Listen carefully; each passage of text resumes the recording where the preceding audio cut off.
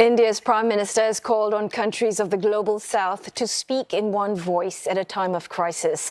Narendra Modi referred to the ongoing conflict in Gaza in his virtual address at the second Voice of Global South summit hosted by India today. Well, Neha Poonia has more from New Delhi. It's a platform that brings together more than 125 developing countries. Launched by India earlier this year as part of its efforts to highlight issues that face the global south during its year-long G20 presidency, the summit was attended by heads of state of Indonesia, Bangladesh and Mauritius virtually.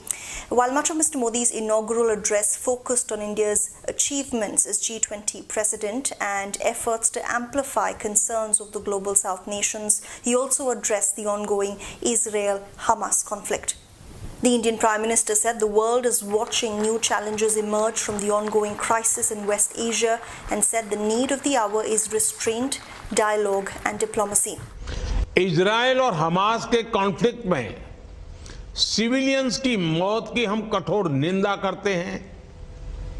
राष्ट्रपति महमूद अब्बास जी से बात कर हमने फिलिस्तीन के लोगों के लिए मानवीय सहायता भी भेजी है। ये समय है जब ग्लोबल साउथ के देश ग्रेटर ग्लोबल गुड के लिए एक स्वर में बात करें।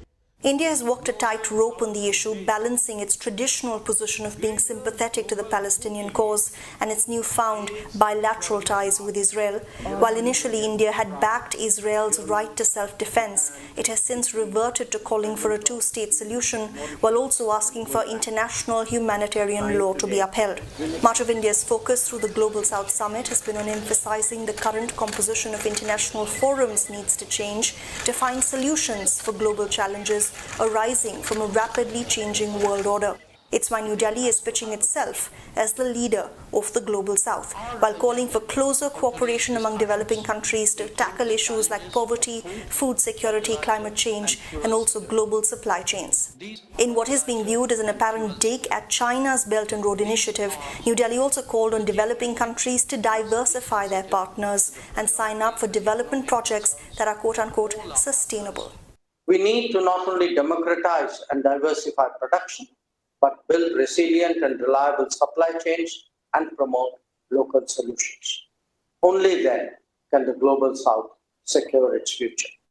India says it's also proposed launching a satellite to help monitor weather and climate change events for Global South countries and says it plans to hold an artificial intelligence conference for developing nations next month. Neha Poonia, CNA, New Delhi.